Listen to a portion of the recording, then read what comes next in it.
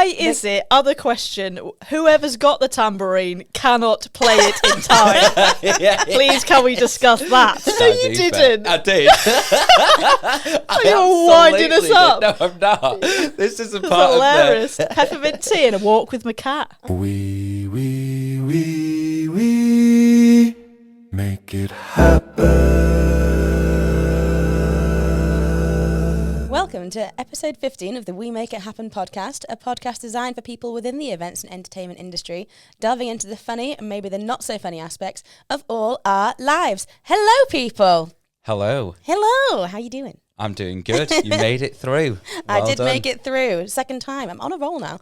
I'm waiting for you to slip up. I got just so I could go, ha. I got to episode 15 and I nearly stuttered and I thought, oh. So anyway, I am Christy, or Christix Drumming, and over there we have... Sweet on sax, Callum Sweet, and it's starting to be a thing now where I say, you know my name, you know my voice, although last time I said, you know my name, you know my face. You do, though, that if you're watching, you should watch. To those that listen, you should watch. Okay, and in the middle we have a fabulous, fabulous person. What's your name? Hello. Hello. Here I am. She's appeared. Yeah, I'm Emma Ellis. I'm very excited that we're all going to chat today. Yay. Exciting times. Fabulous. So Emma, what do you do? Well, I'm a DJ. And I feel like, you know, it doesn't, not very visual, but every time somebody says, are you a DJ, they always have to make the hand movements. But, you know, honestly. Yes. And, I'm also the founder of Our House, Your House, which is a not-for-profit, which, helps people using house music. But I'm sure we'll get into all of that. Yes, very much so. Very excited to hear all about it. So every week we do a podcast check-in.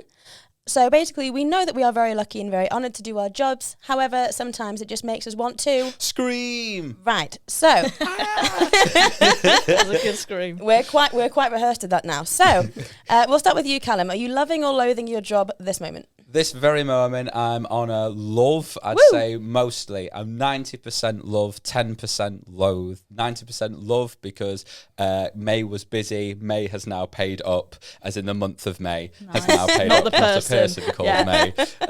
May has paid up, which means that I am richer, which is good. Always good. I can look at my bank account and go, ha! Those late nights were worth it because now I can afford to do things, which is great. 10% loathe because I'm thinking about the gigs that I have coming up this weekend, not loathing the idea of doing them, loathing the idea of driving to them.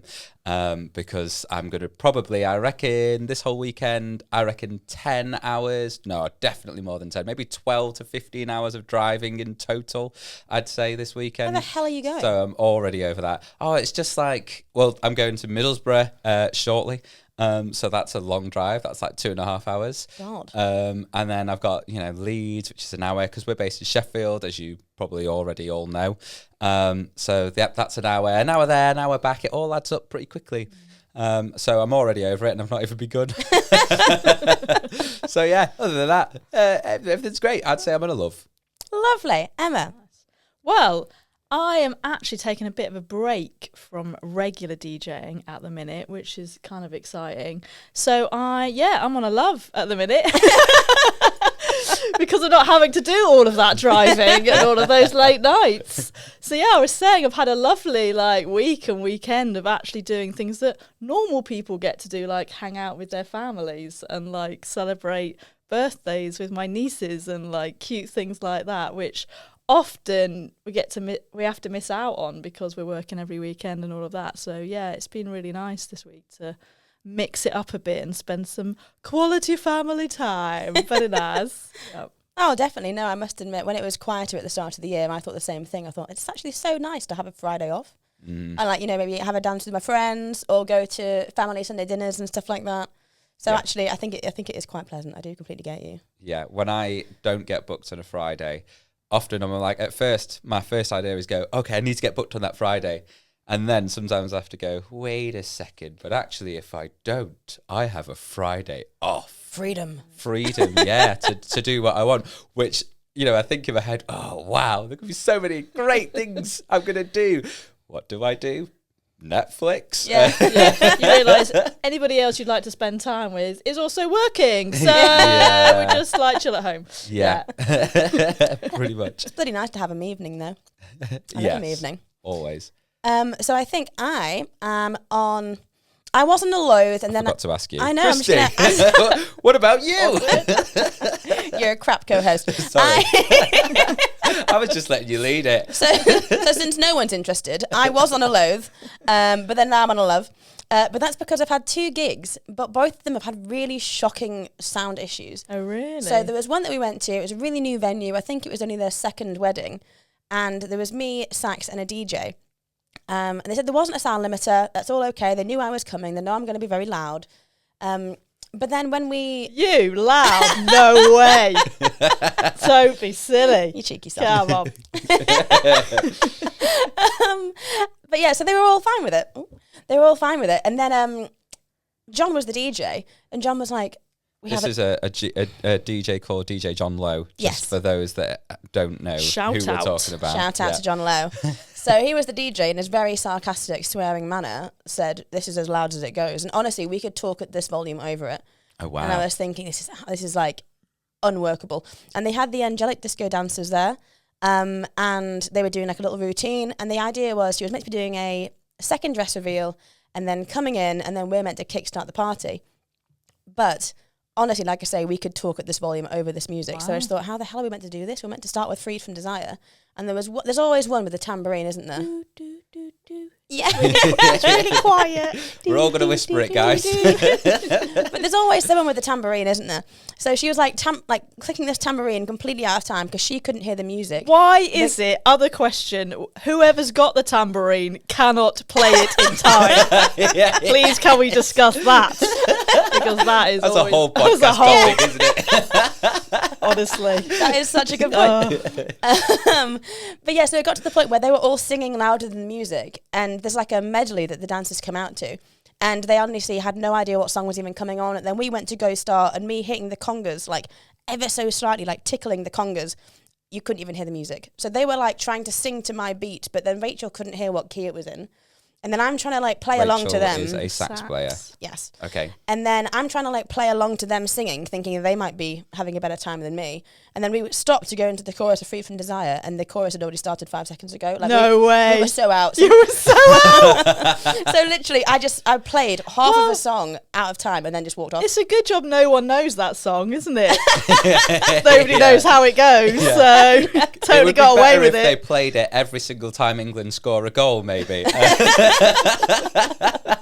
I know, it was absolutely horrific. So I ended up going off, and I had to then speak to the manager and said, "Look, this is just unplayable. I understand that you've got sound limitations and stuff, but currently this is impossible."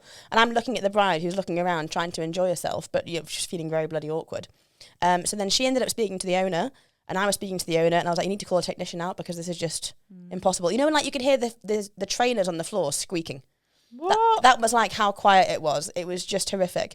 So anyway, I nearly cried. We ended up getting a technician to come out last minute, and then they fixed it, and then it was all okay. So that went from a horrific loathe to a love. I mean, that's pretty good that a technician came out that quick and probably within 15 in the minutes depths of the night. Really? Were they just next door? They were there the whole time, weren't they? I mean, people take DJs. I'm sure you can attest to this.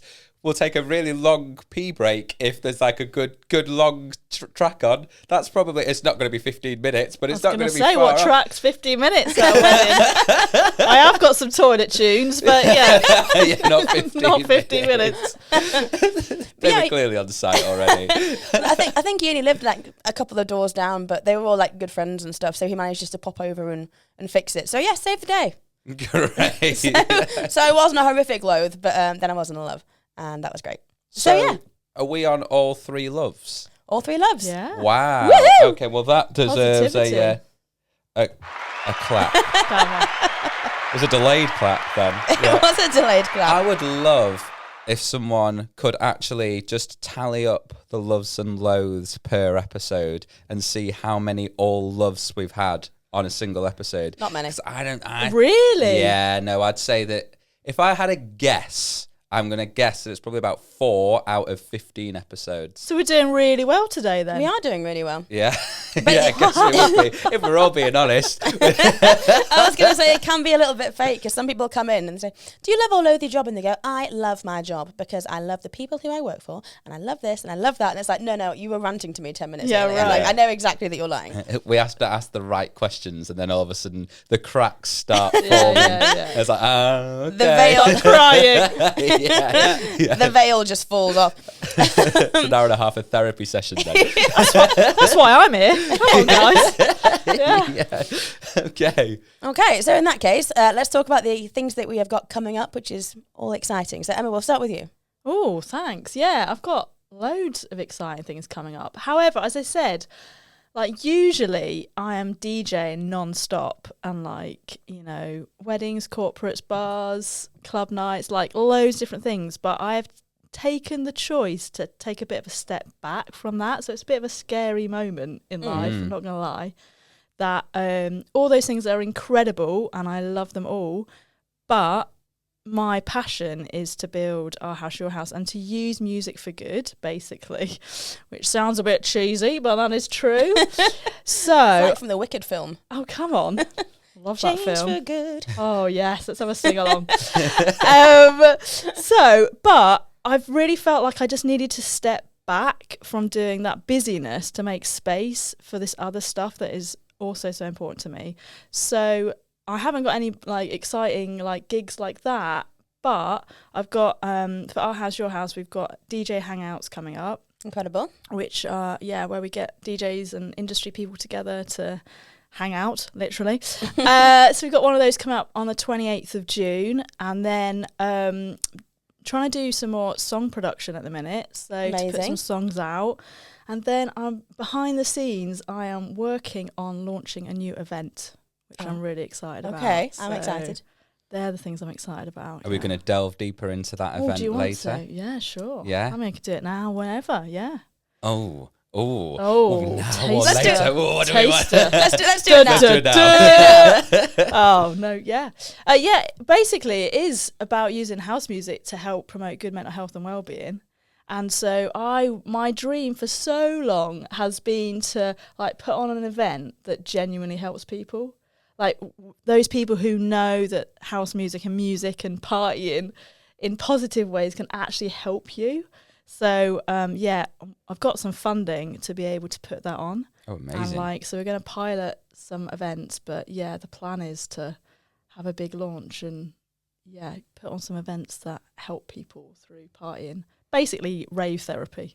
As I Sick. said, I'm here for therapy, guys. Yeah. So, yeah. We're not currently no, raving. no, okay. But we can maybe later on. Let's get there. We'll go out later. Yeah.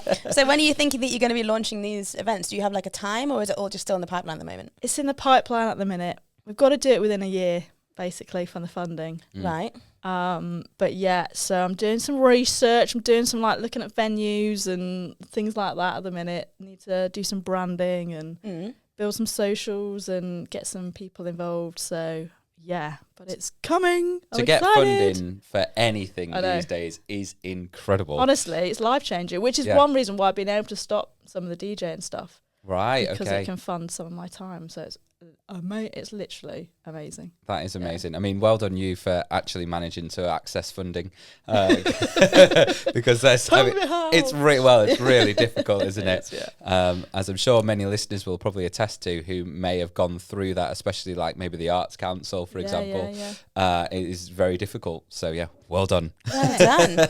Well, we can dive into that a little bit later. I think we have actually got that written down. So, Callum, what are you excited for? So I've been thinking recently that I love this country, but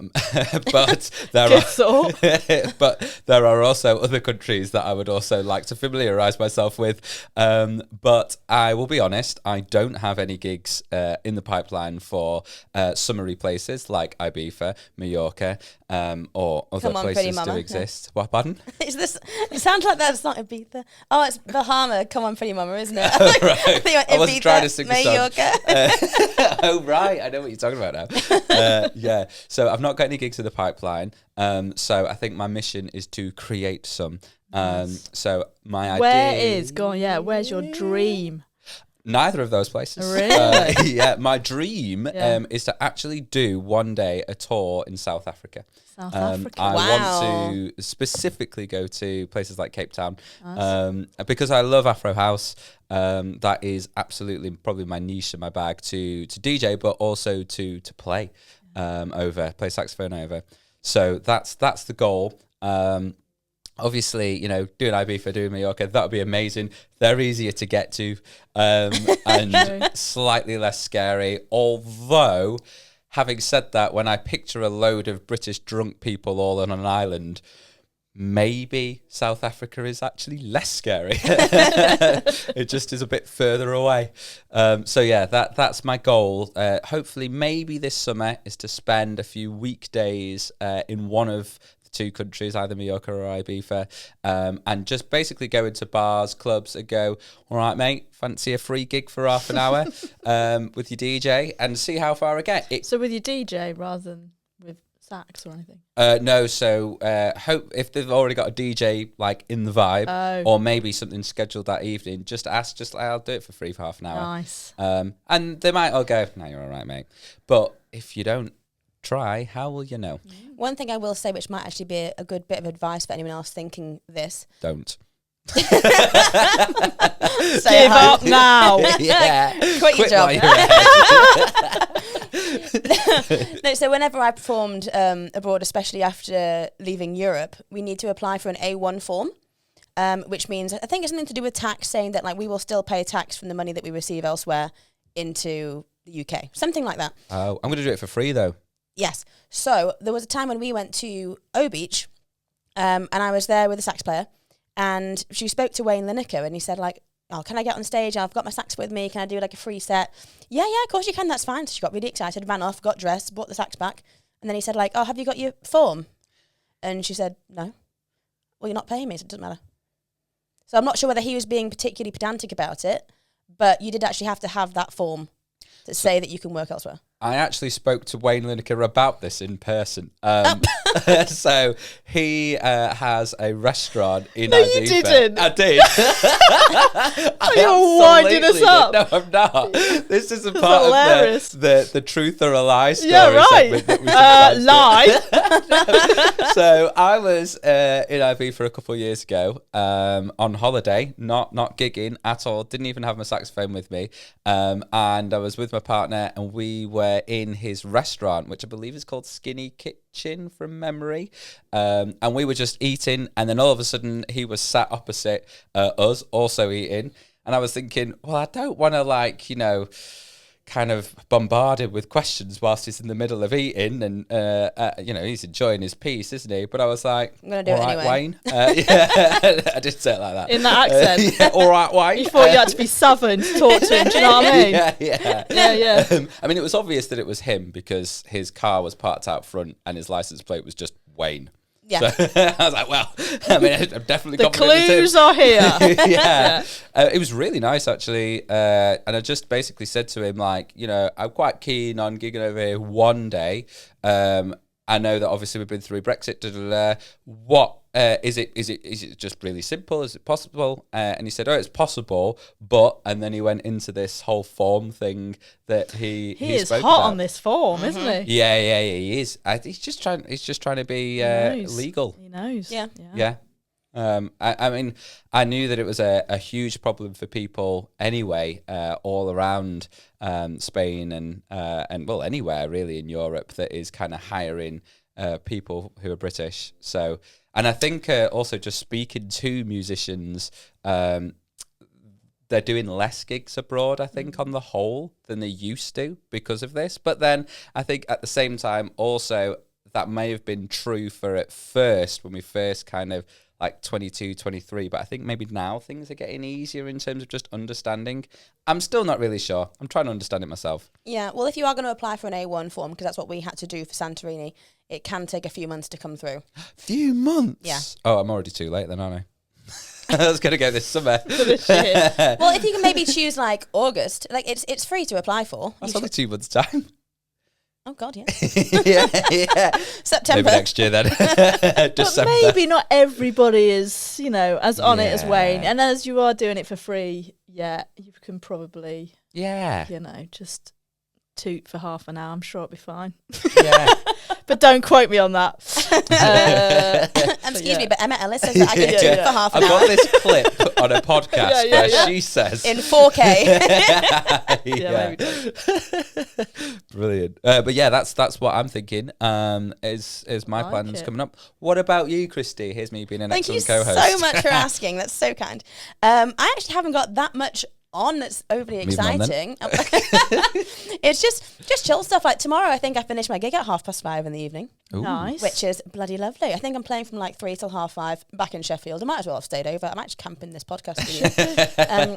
But it's just one chilled set and then it's 2 party sets. Now I'll be home by 7. So, Easy. So yeah, like You musicians have it easy. that is a Just rarity put that for out me. there. Normally, I am leaving with the DJ, and you know that. So, and then on the Sunday, I have got a nice gig with DJ Holly J Nice. and Rachel on sax, who we just spoke about now. So I've organised that for sax and DJ as well, and it's only 2 sets. She only wanted 2 sets, so yeah, light work. I'll take it. Great. Beautiful. Ha ha ha. Yeah. Anyway, the reason why we are all here, all about Emma. All about me. I thought it was the coffee. I know, yeah. The coffee, yeah, 100%. Okay, so we just want to hear a bit more about you, really. So, Scary. I know, it is terrifying, actually. So, how long have you been DJing for, and how did you get into it? Well, do you know what? DJing has been an absolute surprise in my life. Okay. This is not the plan. What was the plan? Well, I mean, I didn't really have one, but this was definitely not on the cards. So how did this happen? So this then? has been a like, maybe it was a midlife crisis, probably, let's be honest. But yeah, I used to be a primary school teacher.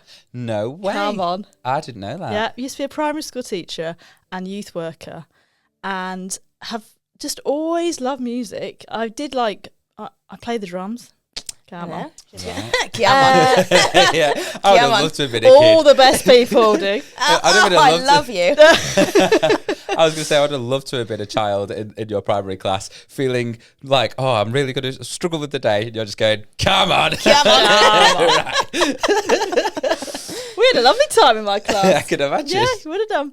And actually, that's partly where it started. I used to play Ibiza classics in my class. No way. I used to play Ibiza Calm Down, Chill Out, in my classroom. I love that. And that's part of the story of our house, your house, actually. I was going to make a joke being like toddler rave, but you actually did. Yeah. Yeah. Did. Okay. Yeah, so I used to be a primary school teacher, youth worker, still am a youth worker. So I started DJing because we had decks as part of my youth work, and I needed to know how to make them work. Right. And I ran a youth band and sort of music thing, which had young people there was DJing. And basically, one day I took it home and thought, do you know what? I could do this. Sack the kids. And you can quote me on that one. I could do this. And I just thought, do you know what? I could just have a little side thing of get a gig in my local bar and play some music and that sort of stuff. And but then I had my first ever gig. Come on. I want to talk about our first ever gigs because that is great. Talk about it. First ever gigs. What was yours? Slug and cabbage, Blackpool. Who? Slug and lettuce. So I say slugging I cabbage. didn't understand what you was were like, either. Is this like a step down from the slug and lettuce? Is what I was That's thinking. a pretty good first gig. Slug and lettuce. I think it was. That's well good. I was busking, if you count that. And then Not sure we do, to be honest. right, okay. It was a bar in Bradford called Bentley's, which on Gumtree had a it said saxophonist, and it was spelled wrong. Saxophonist wanted, and I was like, I could do that. To That's quote you, me. Emma, come on. So and I applied, and they were like, "Yeah, we'll have you." And I was doing 8-hour gigs. So that was a crazy time back 8 then. hours. That's a separate. Wowza. That's actually more than story. most DJs. Yeah, right. I built stamina though, and that's Yeah. probably why I end up doing about 3 gigs in a night now. Oh, yeah, sure. Yeah. What? So your So first mine was an ice skating rink. Love it. You know, the DJ that Yeah. plays as you go round and round. Yes. So Altrincham Ice Skating Rink was my first ever. I think it was just a few hours, just a couple of hours, something like that. But what a great place to start, because basically nobody really cares, do they? You just got to play some cheesy things and like. But I remember pressing play for the first time. Somebody else is gonna hear me, like and and then I got signed to an agency, and it absolutely escalated. So I ended up leaving my full-time youth work job to do full-time DJing. And I've got a lot of questions this here. life has been like amazing, but an absolute joy, but surprise. I've got lots of questions in what you just said, because you made it just sound like the most simple thing ever. Firstly, you just waltzed into a skate rink and bagged yourself a gig, and then secondly, got signed to an agency. Yeah. Sorry, but I'm sure there was a lot. Do you not know who I am? I mean, you should just sign me right now. Firstly, let's just get this skating bit out of the way. How did you get that gig? I guess both things are all to do with networking, aren't they? And ultimately, this business is all relationship and who you know. So I got in touch with somebody I knew who was a DJ, and was like, "How? Like, help me? Am I good enough? Like, confidence?" And just sort of chatted it through with him, because he was a gigging DJ, and then he got me that first gig. So that was his regular Friday night, just a couple of hours. And obviously not many DJs want that. When you realise, you know, what you should be doing on a Friday, 2 hours or 3 hours isn't a lot of money. And So it was just a bit of a side thing for him. So I just covered, when he couldn't do it, I covered for him. He was like, could you step in? Yeah. So I just did a few, which turned into more. And so he gave me my first lot of like pressing play in real life. Right. Yeah. So then how did it go from there to getting signed? So then again, I reached out to the only other girl DJ that I knew. Okay. Because like when I was growing up, back in my day, there was no girls that DJ'd. Like, it wasn't a thing at all. I saw like all the boys, like my friends, brothers DJ, and I thought that's so cool. Love to do that. And because I'm a drummer, I thought I'd be really good at it. Yeah. Because rhythm. But didn't think I'd be able to do it. So I didn't know that many. And so I knew one female DJ, and I thought I need to ask her if I'm any good. Am I any good? And her name is Miss Naomi Faith. Oh, Naomi! Right, okay. Who is a friend of ours, who's another DJ.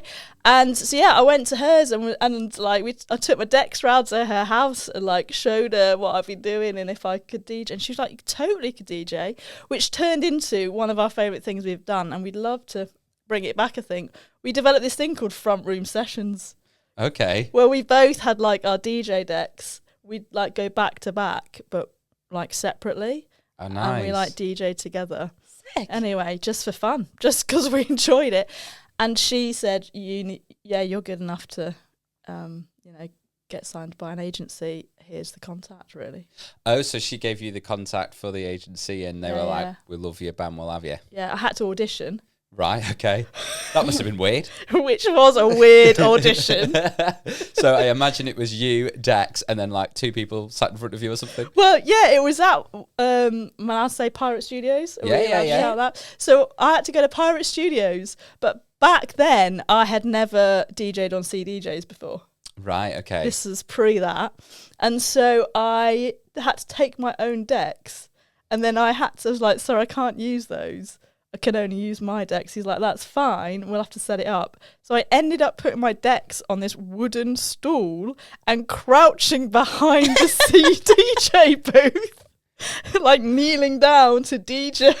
It was so random. That's so glamorous. So glamorous. And DJ'd for him, showed him what I could do. And got the job.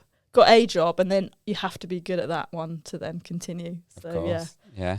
Wow, amazing. Yeah. Well, I'm glad that we actually opened that kind of worms, because that's actually quite These interesting. Random stories. Now, I have a feeling what you're going to say here is your answer, but what would you say is the most rewarding part of your job? Oh, what do you think I'm going to say? I think you're going to say putting a smile on people's faces, because just before this podcast started, we were talking about songs that we'd keep, songs that we wouldn't, you were like, well, I won't give too much away because we're going to ask that question shortly, probably. But you mentioned about seeing the smile on people's faces. Yeah, definitely. I mean, it's definitely part of it. It's definitely about bringing that connection. Just what you can do in any scenario, whether it's like background in restaurants, whether it's the weddings, whether it's like a big club night, whatever it is, music brings people together, and you can basically make people fall in love with your music, and just having those moments of connection, and you know, seeing people like hug each other at the end of the night, and giving people their literally the best moment of their lives. Sometimes we've heard that, like I've heard that, you know, that's what we do. It's just so rewarding, so incredible that we get to give that to people. So yeah, definitely the connection, and as you say, giving people a smile. Yeah. Oh, that was so lovely. I'm gonna cry. You're also kind of, especially as DJ, but I think we all, probably all three of us in this room, in what we do, are responsible for giving the energy to people as well, whether that be an emotional energy or an uplifting energy, or right, get out, it's 4 a.m. energy. Yeah, we're all responsible for that. And apart from the last one, it's actually I guess it's a responsible job to have, in a way, in terms of you have this big responsibility to make people feel something, and I guess the level you are at your job, or how good you are at your job, is how people manage to feel something in that moment, if that makes any sense. I love that. Yeah, definitely. It's about helping people feel like connect to themselves, connect to each other. Yeah, and music is so powerful to be able to do that. And as you say, you can quite often change like the atmosphere in a room by putting on a different track. I've experienced it where I know, like, I can see fights about to happen on the like club floor. I'm like, okay, we're gonna change it up to house music and make everybody happy and hands in the air. Like, it's like literally that like atmosphere can shift because like what you're playing in music. So yeah, definitely. You're like a puppet master, aren't you? Yeah, quite powerful in like giving people what they need or want. Oh, 100%. So, on that note, what would you say is the most incredible gig that you've ever played? Ooh, questions. Big question. I know. You are on a podcast. Oh, really? yeah. It's this thing where we've got mics in front of us and we speak. Yeah. I thought it was therapy. Well, there's too many, isn't there? I mean, that's the problem. So many incredible gigs. And sometimes it's to do with like where, like the locations. I've been in some incredible locations, and then it has been like this connection or like amazing moment. So, like a couple of locations stick out, which I don't know. So Lanzarote played in a volcanic cave. Like God, underground, this massive like volcanic cave. # rave in a cave. Yeah, come on. That one deserved a come on. It did. I need that sound. So I could just play it. Come on. Yeah, I could play it at other podcasts that we have later. Come on. So yeah, it was incredible. It had like this underground lake. And yeah, so that was amazing. I remember that one. I think only the King of Lanzarote was able to swim in that lake because it had like endangered hermit crabs or something, didn't it? Do you remember? Yeah. And it was just phenomenal. I don't know nothing about this, but I am. But yeah, we were on the gig together. So yeah. I think that's where we met, wasn't it? That one. God, yeah. So your most incredible gig was meeting Kristen. That was why, basically, you nailed it. Yeah. I tend to have that effect on people. Oh, yeah. I mean, I wouldn't put it past you. We'll just go with that. What was the other one? Best atmosphere. So yeah, another one was the Orient Express. Incredible. I've DJ'd. I think I might be the only DJ to have DJ'd on the Orient Express. So that is literally amazing. But then like the connection point, there's been so many, but a gig in Italy which was a daytime gig, pool party, like post wedding. It was the day after the wedding, and it was with girl on sax and Rachel drummer, and it was incredible. Like the people loved it. Like loved it to another level. Again, they said like this is the best moment of their lives. but something about it, like just this connection between us and them and the music, the sunshine, all of it was amazing. And both me and Rachel had moments where we were in tears, like of joy, of like how incredible it was. So yeah, it's a connection point for people, I think. Plus sunshine always helps. Oh, 100%. So when you're gigging and you're throwing out all of these tunes, is there a tune that you would happily play at every event or every wedding? Oh gosh, I mean there is quite a few. The thing with it is you do play them at every single one, which because you love it and you know everybody loves it, but then that turns into you hating them. But yes. No, things that I mean a classic for if we're doing weddings and corporates, I feel like you have to play September. Okay, is that a particular remix or is that the original? Depends on the gig. So the original, is yes, you have to play that. But I have got a great remix, which is close to the original, but a house, a more upbeat version. Yeah. I think Dario, somebody, I can't remember off the top of my head. But yeah, that's always great, and everybody always loves that, don't they? Got to do all a bit generations. of September. All generations. Mm-hmm. Bit of the cheese going on there. Yeah. So the opposite then. What would you prefer not to play, or just delete that song from existence, history? Yeah. Can you imagine if you could do that? You know, when you delete maybe something from your iTunes list. You've done it for everybody. Yeah. It's just widespread across the entire Nobody world. can listen to it again. Maybe you can do, and that's the Mandela effect. Okay. Wow. We're going down a conspiracy hole. Anyway, Yeah. go on. Conspiracy theory. So many, but no, that's what I was saying. I was like, there's some that you just hate because you're like, I cannot press play on this again. But if they love it, if the people love it, then there is something amazing about it. But stuff like Barbie Girl and the absolute cheese. It's a banger, that. Absolute banger. Stuff like that. You're like, no, please don't make me play that.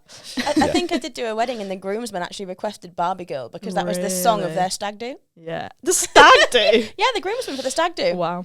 That's awful. Sorry to the creators of Barbie Girl, but it's not my bag. But well done on creating something that people seem to like. Very true. Somebody must do. Yeah, somebody has to. Right, so tell us all about your Our House, Your House then. Oh, yeah. So it is now a not-for-profit. Whoop, whoop. So CIC. And yeah, it's just been a bit of a dream to help people through music. And so Our House, Your House was set up in lockdown, I think in 2020, as just a brand, as an idea, as an initiative to use house music to help promote good mental health and well-being and bring people together. Using house music, but also community is really important, hence part of why I've called it Our House, Your House, because it's a phrase in the house music industry, but also that idea of bringing people together through a love of music and helping each other.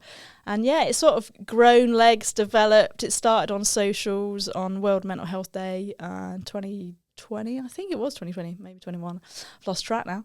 And started off with getting DJs and industry people together. Because, it's quite an isolated job, really, isn't it? Yes.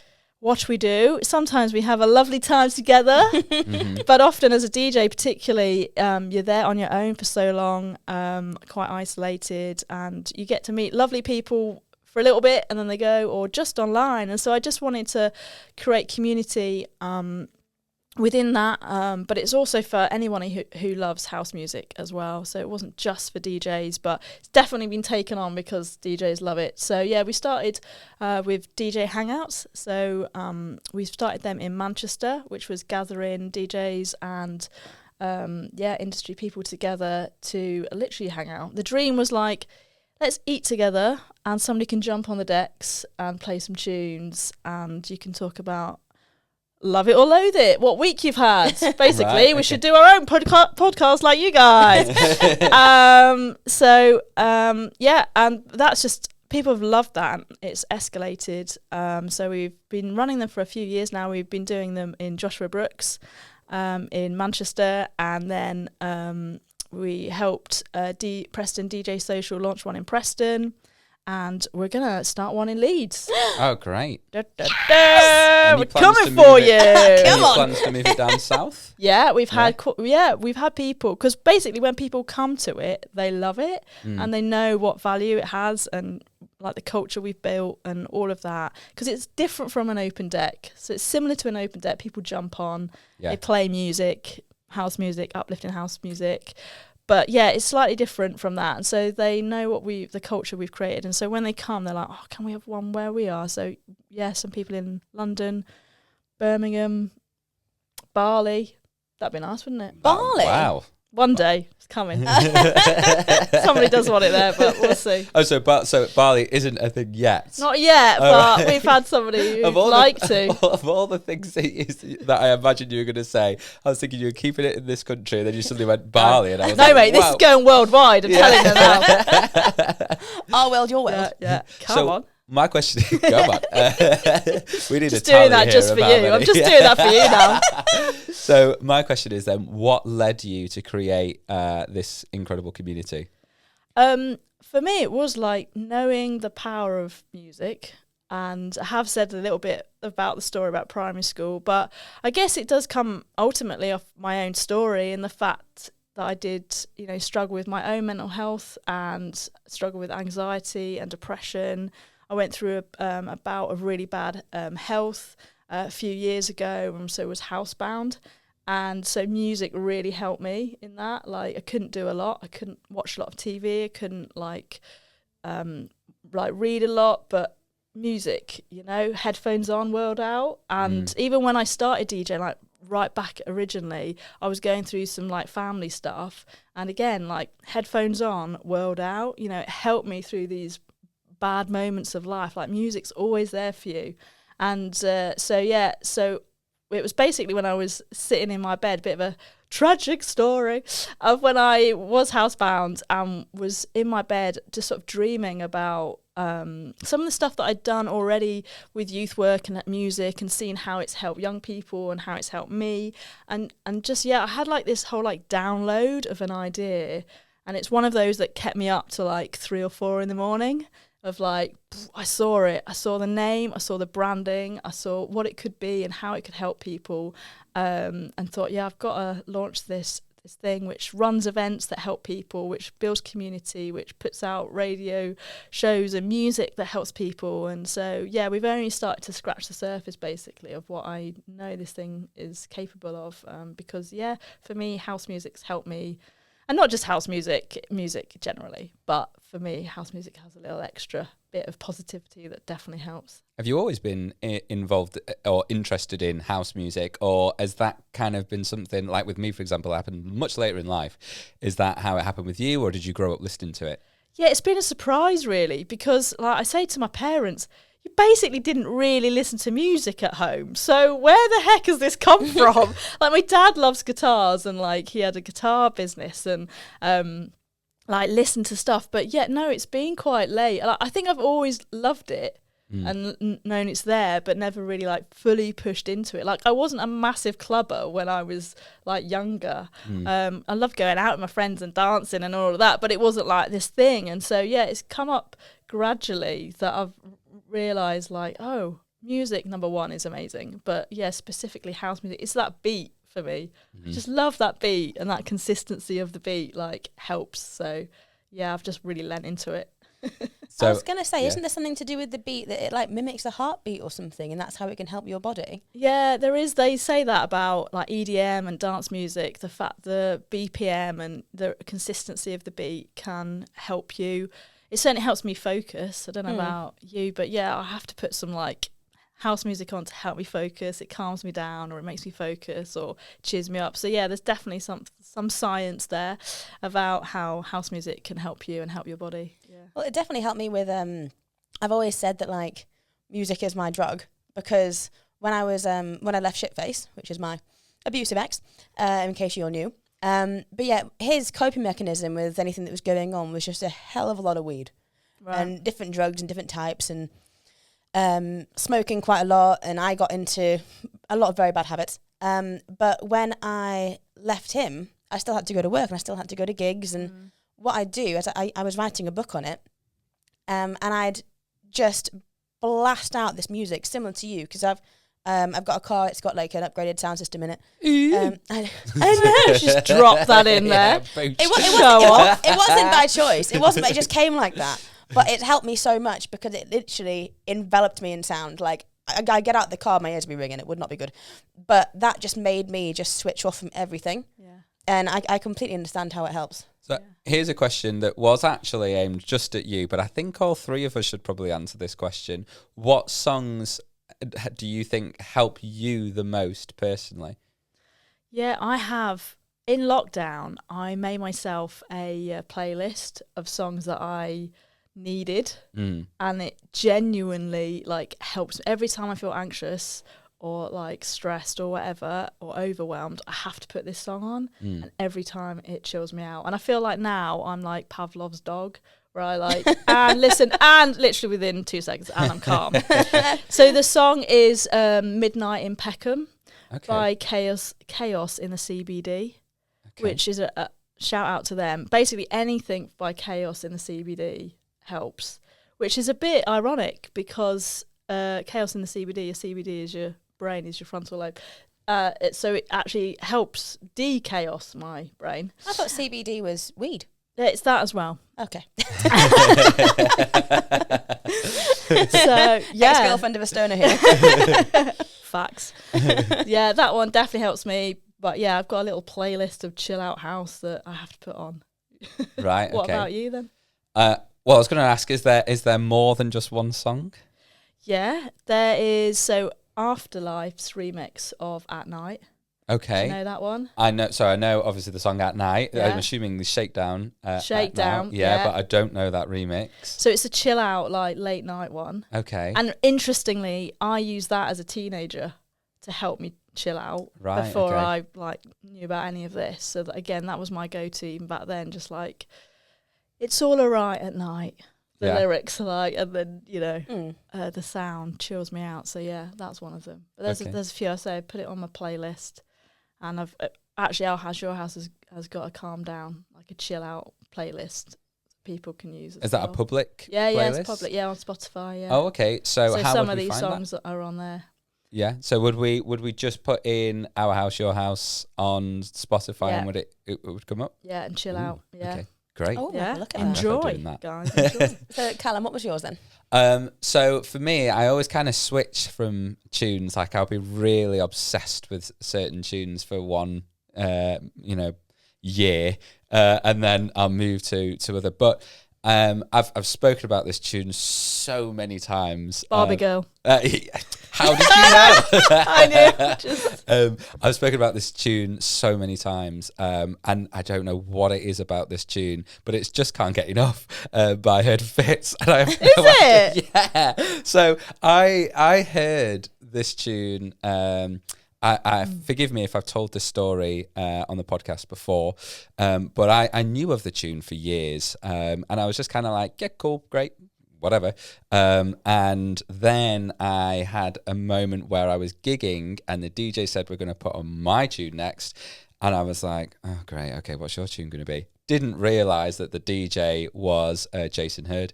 And then from that moment, I became fixated on this tune. And I'd say probably in the last year, I probably listened to it like every other day easily. And when any DJ says to me, what tune would you like on? I'm like, that one. Because I don't know what it is, but my brain just suddenly almost leaps into another chapter of just, I don't even know where it's leaping to, but I guess freedom. Where I and it's particularly when I'm playing my instrument, my saxophone, but even when I'm not, I just hear freedom, and and it's a weird thing to say on that particular tune, but there's just something about it that just is like, whoa, that is one tune. But then going into my jazz roots, which is, that's what I grew up listening to. And I don't think I ever talk about jazz really on this podcast. But there's a tune that I've obsessed over since I was a child. And that is a tune called One for Daddy-O by Cannonball Adderley, which is a blues tune on his album called Something Else. And that tune, his Cannonball Adderley's improvisation on alto sax, it sends me to an absolutely different planet, a different world. And as always, I probably would say I live for that tune. And to this, I think since I was a child, I always said to myself that I would learn that improvisation. Still got to do that. What about you, Christy? I was kind of similar with you in the way that I made a playlist. So I'm going to say this in 4K now and look at the camera so no one copyrights it. It's registered to me. I called it the Narsa list. So it was a crossover between the Narcissist and the playlist, the Narsa list. Okay. On Spotify. It's all right. I don't think anybody's going to take that. Oh, shut up. I was so proud of it. I loved it. I'm going to listen to the Narcissist on the way back now. But that really helped me after I left Shitface. Because I started to hear all these songs in very different ways. So actually, because I was being pulled in so many different directions of like anger, confusion, fear, grief, a bit of relief, I was just static. So what I used to do is I used to put on this playlist of all these songs that I then heard differently after going through an experience like that, because actually it would make me feel something. And it didn't matter whether it was a negative emotion, but I was numb all the time. So it actually made me, just made me feel something. So I do listen to that sometimes. But my two songs, because that's all different genres. So my two songs which I have been playing on repeat for the past week or so, because we've had some bad news. One of them is Wait For It from the musical Hamilton. I was not expecting that. I know. I'm full of surprises. But I first heard that song, like I say, maybe 5 years ago when I was with him. And I feel like it has evolved for me, the meaning of this song. Because originally, I think one of the first choruses, it says, love doesn't discriminate between the sinners and the saints. It takes and it takes and it takes, but we keep loving anyway. We cry and we fall and we break and we make our mistakes. But if there's a reason I'm still alive when so many around us has died, then I'm willing to wait for it. And that's like one of the first chorus. And obviously with everything that I went through, I nearly wasn't alive. So I thought actually so many women don't get out of these relationships. So I thought actually if there is a reason why I'm still here, it's because I can talk about it and I can spread awareness. And that was kind of what got me through. Anyway, now with these times that I'm in at the moment, the song is very clever in the way that Lin-Manuel Miranda wrote it. Each chorus has a different word. So now the other choruses relate to me a bit more because it says life doesn't discriminate and death doesn't discriminate. And that's something that we're facing at the moment as a family. So I just thought that was lovely. Life doesn't discriminate, but we keep living. And if there's a reason why we still are, then I'm willing to wait for it. So I literally play that on repeat. I honestly, I can't tell you how many laps I did round the kitchen island, just full blast, like singing it top of my lungs. So I love that one. And then my other one is actually Dancing is Healing by Rudimental. Oh, Nice. okay. Yes. Because like that one. it's bloody energy, it's power. And like I say, when I did leave Shitface, I think that song had just been released. And I could just imagine the lyrics of like my really good friend Charlie in London. I could just imagine her saying it to me. Saying like, when you need space, when you need time, when it gets heavy on your mind, put your hand in mine, and we'll dance through it all. Yeah. And that was like my whack it on and just jump around and let all the energy out. Yeah. So actually only a couple of days ago, I've decided I'm going to get 2 tattoos. I'm going to get Dancing is Healing. Nice. And I'm going to get Wait For It. But I want to get them in places where also they might be able to help other people. I feel like I'm going through this phase at the moment where I'm trying to spread positivity. I just bought a cowboy hat for a friend's birthday party. On the back it says, the best is yet to come. I'm trying to spread positivity to people around me, even if they don't engage with me, because I feel like when people are struggling, you notice little things. You'll notice a little robin, if you're missing somebody, or you'll notice a white feather, or you'll notice a colour or a TV programme or a song that comes on when you are struggling. So if I can just leave little subtle messages around for people, you don't know who needs to see them. So that's kind of what I'm thinking at the moment. Oh, really deep, sorry. No, I like that. I like that as well. I enjoyed that message that you sent me. You left on the chair as I came in. It said "F you." No, I'm Spread that positivity. yeah. Do you know? On a serious note, I will look into this camera. and say this. Those that are listening, if you or watching, if you have a particular track that means something to you, or just takes you maybe into a different planet, or has helped you mentally, or helps you mentally through things, let us know what it is. It doesn't have to be dance music. It could be any kind of music. We listen to anything and everything ish. On the We Make It Happen podcast. I say ish because I don't listen to Screamo. But maybe you do. Yeah, I do. Oh no. Anything. Brilliant. Okay. Shall we continue? Yes. Yes. So you mentioned that you've now got funding Yes. for Our House, Your House. Yeah. I've heard that's like next to impossible. So what was the journey like? How did you manage it? What difficulties did you come across? Pray a lot. Pray a lot. Yeah, no, it's been an interesting journey to set it up as a CIC. I was going to do it as a charity, go full blown and really go for it. But we decided in the end to be a CIC, which is like a not-for-profit. It's a business and a charity sort of in one. And yeah, but that allows you to go for funding. And so, yeah, there is funding out there. But as you say, you've got to like jump through hoops and write write stuff for people and know how to do it. In my other job as a youth worker, I have to do it a lot. So it's definitely helped knowing what's out there, what funding pots are out there, how the best way to apply and all that kind of stuff. And, we probably don't want to shout out to ChatGPT or whatever it's called, but that now is really helpful. Like even this week I have asked it to do a deep research on funding for like artists, what funding is out there for mental health and music and stuff like that, and it will come up with a whole list that I didn't know even appeared. So yeah, just encourage people to go and research, and then it is a matter of ticking those boxes. You've got to show what's needed. They love for you to be able to work with other people, so it's not just about your thing. They love it that like it's proof of concept that you've shown that you've done something similar before and you're a trustworthy person to like given this money to, and all the boring stuff like budgeting and stuff like that. So yeah, and there's people out there that can help you with it as well. So if you are wanting to apply for funding, or because there's loads of great stuff there's funding for tours, there's funding for production, there's funding for lessons. I found one this week that was funding for gear, so you can get free gear from we don't want any of that. I know. Depends what kind of gear you're talking about there.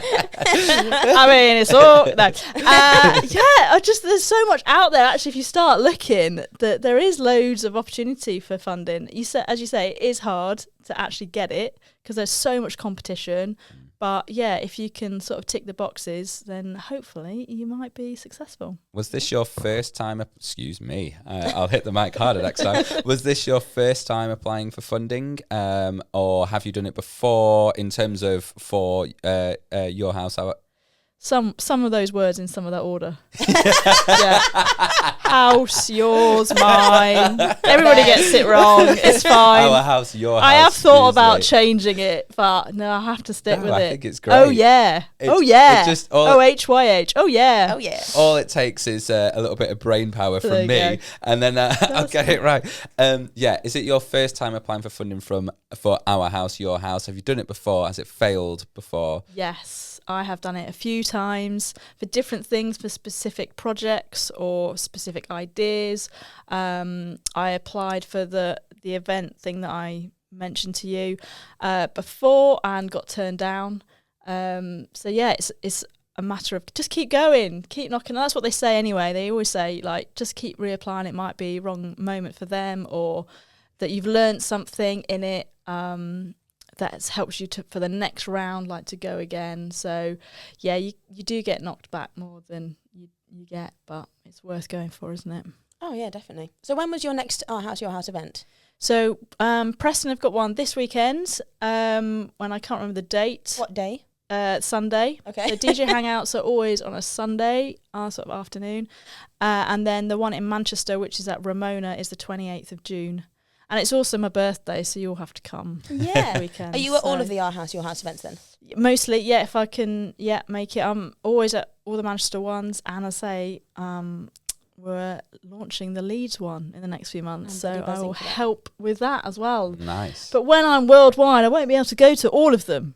But you'll be in the Bali one. I'll definitely be in the Bali one. Yeah, of course. Okay, so what are some tips that you would give people to kind of keep going when times get hard? Like, what gets you through? Oh, well, the right answer is music. Damn obviously. Straight. Damn straight. Yeah. I mean, obviously, it's different for everybody, isn't it? What actually helps. But I have learned in my journey that actually it is the simplest things that help. And you think, oh no, that's just too simple. But actually, it's the simple things that get you through and that help. So it's all going to sound really cheesy, but being thankful. Like, being thankful is actually such a massive weapon. Like, when you're feeling rubbish and you're feeling overwhelmed and you're feeling anxious, to choose to be thankful is actually a really powerful thing. And it can really shift your mindset and really shift, like, even like physically in yourself. And it's a choice, because quite often you're like, well, I'm not thankful right now for so many different things. But actually being thankful can really help. So that's one. Sorry, could I just interrupt? Yeah, How do you do that? Let's say you're in this pit, at the time. How do you get your mind and change that mindset into, being thankful? Or it's anything as well, like it doesn't have to be being thankful, but it's helping your brain to choose a positive thought. And so when you're like feeling anxious, I've always felt it like that you're in this rut, like a wheel's in a rut, and you're always there. And quite often, like, negative thinking's a habit as well. Like, you just jump into it. And that's where you stay, because you're so used to it. So as you said, like, it's hard it's like an actual battle to get out. And so for me, when I'm in it, I have to literally go, no, I'm not going to think that thought. I'm going to think this thought instead, and have a positive thought that I choose. And sometimes I have a thought that I'm going to go, right, I'm going to be thankful for that, and say have it ready. Like, have a positive thought ready, like in your back pocket, and then you're like, right, no, I'm not going to think that. I'm going to think this instead, and say that, even out loud, because words are powerful. But like, having a thought that you pre-think and use that as your battle card, kind of thing. And it sounds weird. I know I sound like a bit of a freak, but when you're in it, it is a battle, so you've got to like try and help yourself get out of it. And obviously, when you're feeling low, you don't want to do that. But having that as your backup, and then over time it becomes a habit. And I found, like, over time, I see that thought's back, and all I have to do is just sort of like, nope, and it's gone, and I feel better again, kind of thing. Oh, right. So it's like this habit that you have to like start like intentionally, but then it gets you out of there. And so being thankful, and like being thankful for my cat. Shout out to my cat, come on. And any pets that anybody Is your cat has. called Come On? Should it be? No, but she does start to come on, little one. Yeah, so just simple things, but also breath work has really helped me.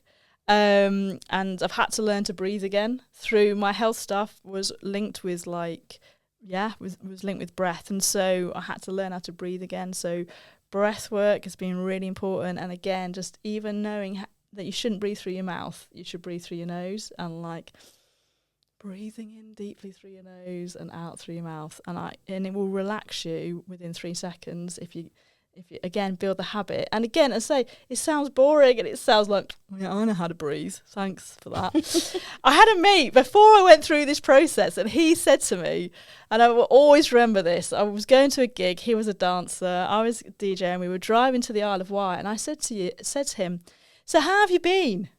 And he went, I said, what have you been up to this week? He went, I've been learning how to breathe. And I was like, I'm sorry, what now? Learn how to breathe. He's like, well, think about it. Have you ever like actually mastered breathing? And I was like, still alive. Yeah, I think I'm doing all right, mate. Thanks. I think I got it down. Anyway, that has come back to haunt me because I've had to learn how to breathe again. And actually, you're like, oxygen and breath work and stuff like that can help heal depression. Like, it's that powerful. It can help you like process your food better and help anxiety go away and all of these things. So yeah, some really minor things, but choosing to be thankful, breath work, music, asking for help from your lovely friends, going, please, just even having a chat and turning up to stuff or saying that you need a bit of extra help. But I know when you're in it, it's easy to say because you don't feel like doing any of these things. But Yeah, it's hard to ask for help. Yeah. I think also it's not a very British thing. No, I'm fine. I'm fine. yeah, exactly. When people ask, you all right? They're not actually asking. It's just, you all right? Yeah. Yeah. See, now that whole question is quite mind blowing in itself, because I often think. Let's go well in it. I often think, are you genuinely asking me, are you all right? Or are you just saying it in the same way that you're saying hi? You all right? Yeah, Northern, you all right? Like, do you want me to say to you, no, I'm not? Like, what would your response be? Are you prepared when you ask that question? For a real answer. Are you all right? Yeah, are you prepared for a real answer? No. No, I don't think the majority, including myself, when I ask that question, I don't think the majority are prepared. But we probably should be, because what's the point in asking the question if we're not prepared for the answer? Oh, I'm only here now because I've just trauma dumped my way through the past 5 years. When people say, you're right, I'm like, no. Here's why. They all leave traumatized, and I'm fine then. You're all right. I'm fine now. Any other ways? I guess being like grounded and just like knowing what helps you, which is different for every person, but knowing what brings you to life and not doing the things that like you just should do or like you have to, and actually saying no to some stuff and having a bit of space to process and to breathe and to give yourself, do the things that you love to do. I think it's really important, because so often we just get so busy doing, and it's all fun and it's all great things, but actually taking some time out to go, okay, what actually, brings me to life and helps me, and rest. What is rest? Because you can be doing something, but it's restful for somebody, but not for somebody else. So yeah, just finding what brings you to life, I think helps. So would you say, if you had some advice to give your younger self, would that... Excuse me. Just coughing over here, trying to breathe correctly. Yeah, learn to breathe. So would you say that was the advice that you would give your younger self? Would you say, or do you have any other advice if you were talking to yourself 10 years ago? Do you know, I would say to my younger self, do not worry. Yeah, damn straight. Which is a crazy thing to say, because I used to worry all the time about life and about what if and those things, and the big things in life and what are you going to do and all of those. And like looking back now, none of that happened. Like none of the worries came true. In fact, as I said to you, this life is 100% different to what I thought it was going to be. So to not worry about the future, like it's going to be okay no matter what happens. Like life has a way of working out, and so yeah, it's definitely easier said than done to not worry, because again, it's that thought, you got to capture that and go, no, I'm not going to worry, I'm going to think about this thing instead. But yeah, I'd definitely say to my younger self, just chill out and enjoy the ride and don't worry as much. I love that we put that question in every time. It makes me feel all fuzzy. Do you know what? Everyone's answers have been very warm, is I think the right term for it, because... That's just the room, isn't it, Callum? Yeah, it's just the temperature. Bloody boiling. It's not warm. But yeah, every person's answer has been quite special in terms of how they've managed to get where they are now. And realizations, that they've had through that time. And I think every single answer, including yours, I resonate with as well, and think, every single answer I've thought, I'd probably have told myself that as well. But yeah, do not worry is a hard one. Because you've got to be in the right mindset to not worry. And respectfully, it sounds so much easier than done. But yeah, I admire the fact that firstly you've said that, and secondly you've built up the mindset to not worry in the way that you used to. Well, worry just like, and fear just takes so much out of, like, it ruins life now.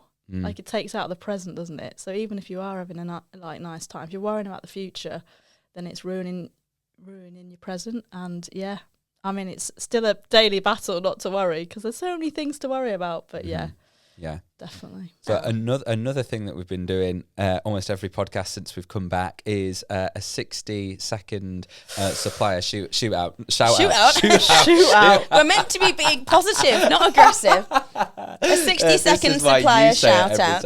Yeah, now it doesn't have to be 60 seconds, because we've had a few that are like 3 minutes. So take as long as you want, but.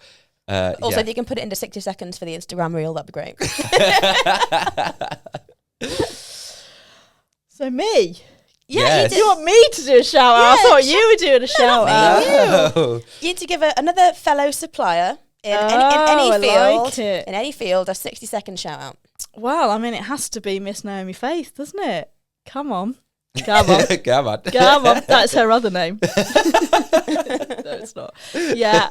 But there's so many incredible DJs in this industry that we all know and love. But yeah, she is incredible behind the scenes and at the events about just putting in the work, and she really cares.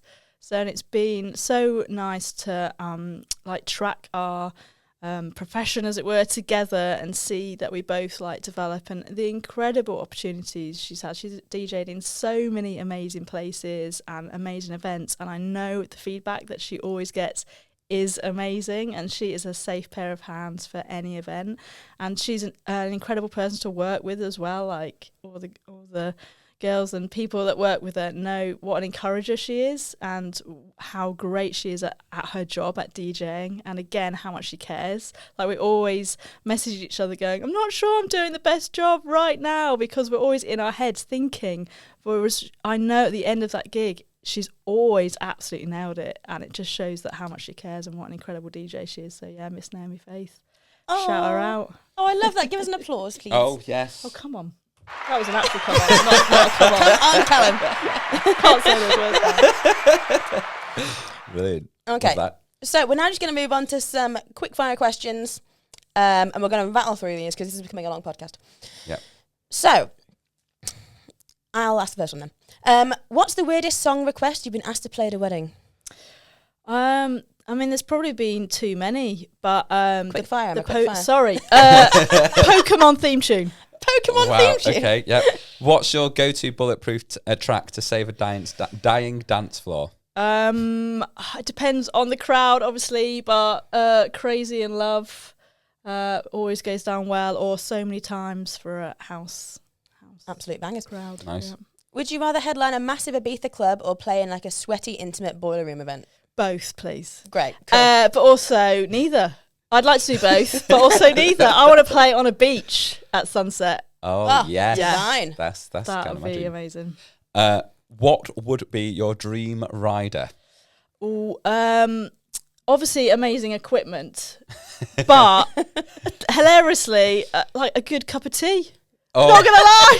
She's Not a gonna lie. simple woman. something I didn't There you provide go. for No, you today. didn't. Yeah. Like coffee? Would you like coffee? This is quick fire. Sorry, I'm talking too much. And you're like, nope, tea.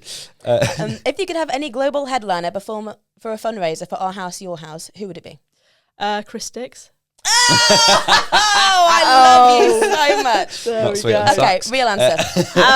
Well, it's gonna happen, I'm sure. Sam Devine. Love it. Brilliant. Yeah, we'll have her. Look Yeah. forward to seeing Sam Yeah. Devine on the next one.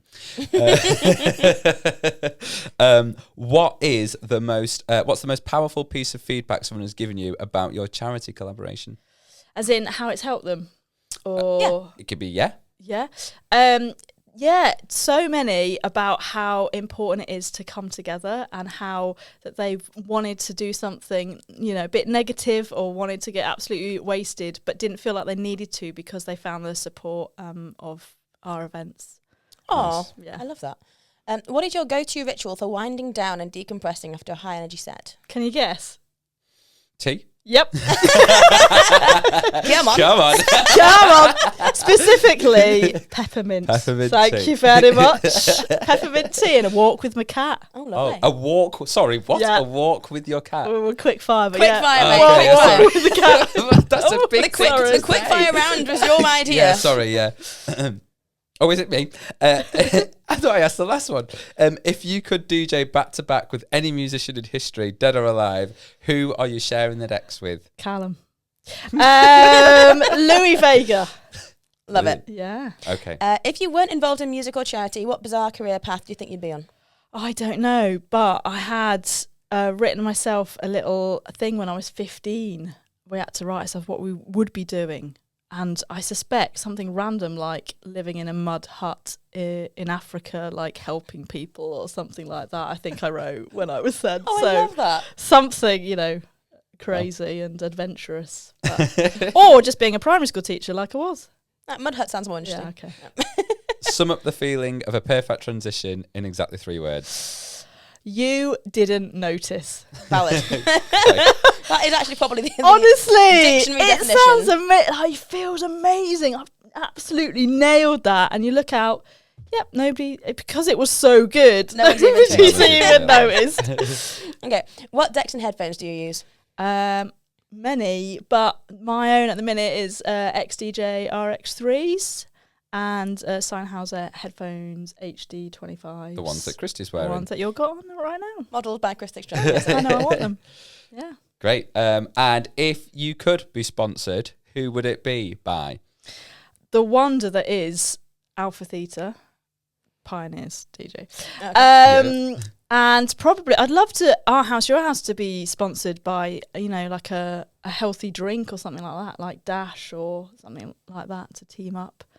Be great. Some well-being. What drink. is Dash? It's a flavoured water. Oh, okay. Yeah, like instead of Coke or something. Nice. You go to like, I'm bored of having that, so another nice drink. That's Dash. Yeah. Yeah. I might have to Sounds try that. Yeah. Brilliant. Right then, are we going to move on to our podcast topic? Yes. Yes. They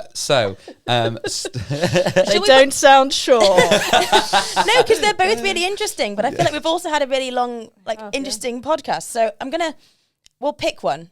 Okay, Emma, you can pick. The struggle of separating your stage persona and profession from your personality. Or, what do you think about mental health days in our industry? What is seen as acceptable to step out of a gig for, and is it really healthy? Well, we can talk about either. Let's start You with the guys, first one. 'cause So we've talked a lot about we'll mental touch on health, both. yeah. So the struggle is separating your stage persona profession from your personality. So is it helpful or is it toxic? Is the question. I think it's helpful, I have 2 names. A youth work, my real name, and Emma Ellis is a stage name. And I find it helpful to sort of separate it out a bit, because you do have to sort of put yourself forward in a way that you wouldn't at home. And it allows you to have a bit more freedom and creativity and expression than you would have already done if you were just yourself in another way. For me, it feels like it's different. It's not that you're like 2 different persons. It's like bringing out one part of your personality, like more, that it shines forward in that like creative thing. So I think it gives the like permission to experiment and be creative and do something you wouldn't normally do. Yeah, that's true. I mean, if I was windmilling my hair on the street, people would think I'm a bit weird. Well, you do need to stop that outside. Right. Outside boots, yeah. You just stop. Yeah. The shopping. Tesco's. I must admit, get a couple of wines down with her and I'll be doing it. Callum, what about you? So for me, I would say I am almost like 2 separate people. Right.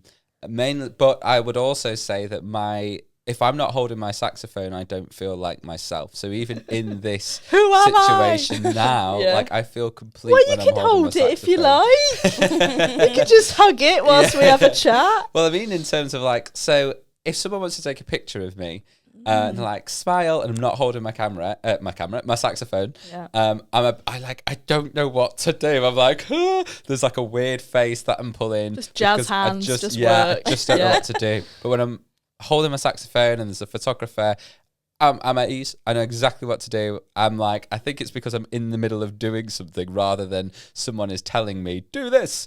But I feel when I'm performing, I feel like my true self. And it's weird to say. Oh, I'm going to cry.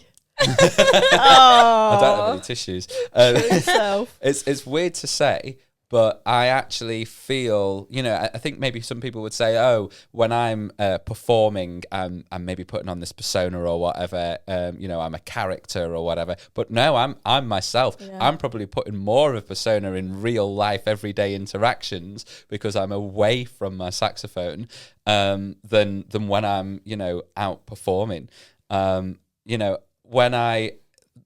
Performing is my therapy. And it's a shame when I do a performance and it doesn't go well because I'm like, well, without that good performance, what do I have? But when it does go well, I can be on a car trip home buzzing because I feel like life goal complete at that very moment. I've made someone else happy, which has ultimately made me happy. So that's my answer to that. But I would say that, I struggle probably in the everyday life of just normal interactions sometimes, because it's like, oh, my goal, what is my goal at that moment? In my head, my goal is just to perform. So when I'm not performing, I'm like, what am I doing? So it's, that's... Maybe we need to come up a different character for your real life then as well. Yeah. Come up with a different name and you can be that person. Yeah. Christy? I think it's good, and I think it's good. I do feel like when I am Christix, I'm like a larger version of myself. Like, none of it is put on. I'm not suddenly creating this fake image of me. But I do feel like, for some reason, I am much more confident. I feel a lot more put together. I know what I'm doing. I know I can do it well. And I feel like sometimes I feel like I wish I could be that more in my everyday life. You know what I mean? It is a bit like putting on a mask, but I guess it's actually a bit like taking a mask off, because all you've got to do, like you say, is focus on that job. And my drumming saved my life because I had a bit of respite whenever I was going through things. So I could go there and I had to just switch on this fake it till you make it, happy, confident mode. And then actually after 20 minutes, that becomes the reality then. And drumming did definitely save my life. But I think sometimes because I know how it feels to be admired, because everyone not being vain, everyone admires the performance, especially when they've had a drink and you're providing entertainment. Well, also you are amazing. So oh well, thank you. But sometimes I feel like I'm not enough on occasion because there's the highs and the lows. So when I'm not performing, sometimes I can feel like, am I being funny enough? Am I being charismatic enough? Is my makeup done well enough? Do I look good enough today? So I kind of have both sides of it. I kind of compare myself to my stage persona, because they are both so drastically different. But I do feel like I do snap into Christix mode quite a lot when I've got to tackle difficult things, because when I'm Christix, I can't afford to think about anything else. So I can just snap into it, and then I can get done whatever I need to get done. I can talk to people, I can do anything, and then it just gives me that respite again. So I've kind of taken Christix and applied it to my everyday life. Whether that is healthy or not, I don't know. Here's a question, and it's based on what we've all said. When we go and do these, excuse me, my voice. Sexy. Excuse me, yeah. Smelly cat. I mean, this is a podcast, so you're going to have me clearing my throat all around your cars if you're driving. When we do our jobs, do we feel like we're going to work, or do we feel like we're going to work when we're away from our jobs more than when we're actually gigging? I feel like I'm going to work on the drive there, good God. Yeah. Stuck in rush hour traffic. Yeah. But then once I'm there, I'm having a ball. Yeah. So. Well, it's just great that we love our jobs, and it is really fun. It is a job, and it is high pressure and high stress. So that bit is like the job, and quite often if you're doing the corporate, or if you're doing like you've got a running order, you've got things you've got to hit, you've got moments you've got to nail. So that bit is the job. For me, the boring job is the admin and the invoices. Yeah. That's the actual job that we don't really like. Yeah. The job that no one sees. Yeah. Yeah. I think we've got enough time to talk about our second podcast topic. Okay. Unless I'm rushing you. No, Christy? I'm fine. Good. Okay, so She's got places to be, don't you know? She's got drums to hit and everything. Oh yeah, my new drum came. That's what I'm going to do when I get back. Oh, nice. Exciting. What is it? It's a darbuka. Oh yes. Very So I'm nice. very excited. Anyway, sorry. Right, now we will be late. Go on. What do you think about mental health days in our industry? What is seen as acceptable to dep out of a gig for, and is it really healthy? It is so hard, isn't it? Because I think it's not well accepted in terms of mental health. In fact, any kind of like ill health, you just got to crack on. Mm-hmm. Yeah. Because unless you are like really ill, you've just got to do the gig and smile. That's when the persona is perhaps negative or a good thing, depending. Like you have to put it on. Because so often you just, in the day you're not feeling up to it, but you got to do it. And so it's a bit pro and con, isn't it? Sometimes it helps you because you've got to do it, and like sitting at home or not being well in that way, it goes down a bit of a pit. But then if you can get yourself out, that can help you. And you can become happy and everything and you like, as you said, like it makes me come alive. But then there has to be times when you're like, actually, I'm not in the right place to do it, and to be able to dep it out. But it is a hard choice, and I don't think, we're not, again, it's like coming back to asking for help. We're not very good at asking for help and going, actually, I do need somebody to do this right now. No, I think it is also quite difficult because we are dealing with people's most important days of their life, whether it's a wedding or whether it's a party. It's been planned for 1 or 2 years, and more often than not, unless they're going to an agency and they're just asking for a DJ, sax and drums, they've booked you, they've booked Callum, they've booked me, they've booked that person individually. So it's not like you can just send some more staff in, because their heart has been set on you and they chose you for a reason for their most incredible day. So for you just to say I've got a cough, as most people would, you can't, just tough shit. You've got to get in your car and you've got to drive there and you've got to do it. But it is very difficult. There's not much help, though, in our industry for when we actually have an issue. Like, we're self-employed, so it's really hard for us to... If we don't do the gig, we don't get paid. If you're potentially... You have a job, I was a teacher as well, so if I, all of a sudden called in sick, I'd still get paid. Yeah. Like, it was... Yeah. It was okay. Whereas if I miss a gig, that is... potentially a whole week's earning, just that I won't get. You unfortunately, we're in this very unhealthy position in this country, and I'm sure in other countries as well, where we do have to just get on with it. I've had, I've been on one side of things where when I had this car accident a couple of years ago, the day after I was supposed to be at a gig, and I said, I'm sorry, there's just no way that I feel physically fit to be able to do the gig. I managed to get another player to do the gig for me. But the client was like, don't worry about it. Totally understand you're going through a hard time. It's fine. Don't worry. I'm sure it will still be a great time. And that was great, Obviously, I still didn't get paid, but at least my mind could just have a break. On the flip side, I've had another musician call me unprofessional. Again, that was to do with the car accident, where I arrived at a gig that I was playing that was actually a band gig, and they were not in the band, but they were kind of organising the whole thing. And they, kind of ridiculed me, really, for being late. And there I was, showing up with a black eye. And I was just thinking, do you know what? You have just basically told me the type of person, the type of individual you are, if you can't just for 1 second get your head out your ass and think about what someone else is going through.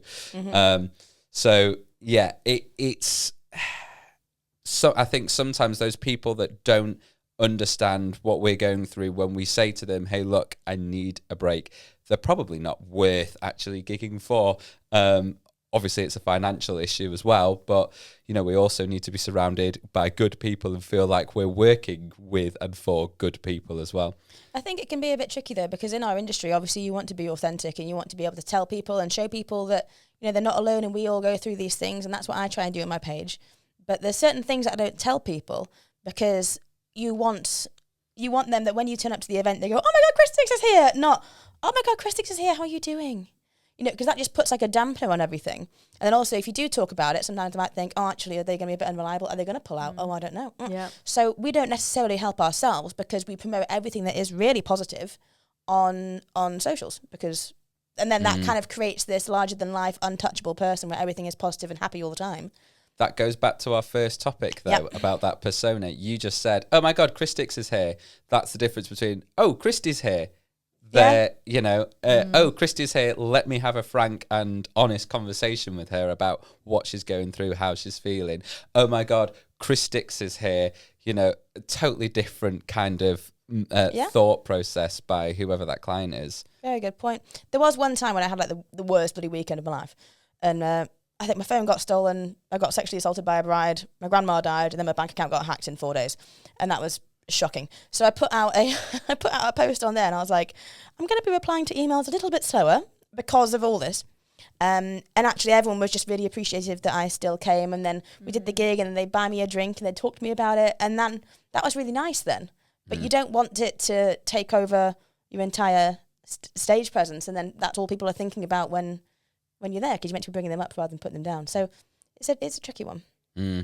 I think as well, it's about planning in those down times and those recovery moments. So when you have to do it, and you know, but actually to go, oh, well then the next week I need a few days off, or I need to do something fun for myself, or see somebody that I know encourages me.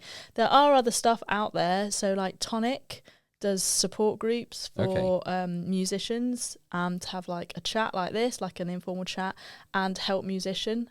There's also a really good charity which helps musicians and helps budgeting, has support groups, insurance and stuff like that. So you can get ill health insurance. If you're not working, you can get paid anyway.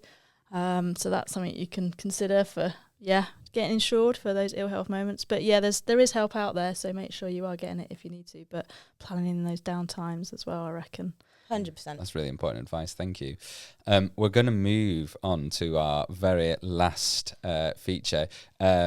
Should we have a funny gig or terrible gig story? So maybe something that has happened that's hilarious at a gig, or maybe like everything just going wrong at a gig. Do we have anything? Well, my worst ever gig, I think, was a bunch of 70-year-olds for their New Year's Eve party. And basically I feel like they were too old to dance. They would dance one song and then they'd go and sit down. Oh no. Yeah. So they'd all vote with so you had to get every single song right, otherwise they were gone, and they'd all sit down for a little rest, and then you'd play another song and they'd be like, oh yeah, we like this one, and then we'd come up for that one. So it was like, and it was New Year's, it was the most stressful few hours of my life ever, and I wanted the ground to swallow me whole. But I think, you know, you've got to know your audience, and they didn't have quite the energy to keep going for some reason. Well, you say that, but I did a 70th birthday party, and that birthday boy was on people's shoulders. Yeah. Wow. I thought he was going to fall and break a hip, although we did burst his eardrum. Oh dear. But I did say you were loud. Yeah. we went back into the venue maybe like five months later, and she went, yeah, he's still going on about it. You know, he loves eating here, so he's still going. It's the best party he's ever had. His eardrum still isn't right, but it was worth it. Wow. I've got a 90th this weekend, so I'm looking And a forward to 90th. that. Hopefully they'll be on the shoulders. Yeah. You'll be fine. You'll be fine. Yeah, sorry, was that the end of your story, or was there more? The craziest moment that I've ever had was in Mallorca. Oh, okay. And I looked out in the party, so really rich party, like nobody there, you know, that I should know or anything. I looked out, and my sister's mother-in-law is there. And I was like, what? No, she just must look like her. What? And I looked out, and I was like, well, her husband must be here too. So I looked out. Yeah, there was some guy that looked like the father-in-law. So I messaged my sister going, are they in a wedding in Mallorca? And yet, sure enough, my family happened to be at this exact wedding. Just by chance. Had they not? No, realised first. Did not. I messaged my sister, and then she messaged them, and then they came up with my sister and on FaceTime going, hey! That is so crazy. So we had this party, but I had no idea that my family were going to be at this in Mallorca of all places. Mental. So that was crazy. Such a small world. So just to conclude, can you firstly tell us the events again for Our House, Your House. I got it right that time. Nice one, well done. And also where we can find any social media to both you and Our House, Your House. Oh, yeah, thanks. So, yeah, I'm DJ Emma Ellis on Instagram, and Our House is ourhouse.yourhousemusic on Instagram and on TikTok and on Facebook, all the same. And, yeah, so love to connect with people on there, love to find out what you're doing, if we can support you in any way. And then the events are, we've got the 28th of June at Ramona in Manchester is the next one coming up, but they're every month on a Sunday. Amazing. So do follow us online, and you'll see all the events that are coming up. Brilliant. And I will just say one thing: if you do go to any of these events after listening to this podcast or watching it or anything, I really, really want you just to go up to Emma Ellis and just go, come on! Come on. Come on. Yes, please, can you just comment on this podcast? Come on. How many come-ons can we get? In capital letters with an exclamation mark, please. Thank you so much for coming in. Really appreciate it. It's been a really interesting podcast, actually, and just an honest podcast, and we like that. We like honesty. So thank you so much. We will be back in 2 weeks with another guest. Yeah, we hope you get to your destination safely, and if you're feeling tired, please pull over. Yes, and do your little stretches. Yes. Anything to get you through the rest of your journey. Do not fall asleep at the wheel. No, You're like better Callum than did. that. Yes, like I did. Thank you for the reminder. Thank you so much. Thank Goodbye. you so much. Bye. Bye. Bye. Say bye, Emma. Bye. Bye. Bye. We make it happen.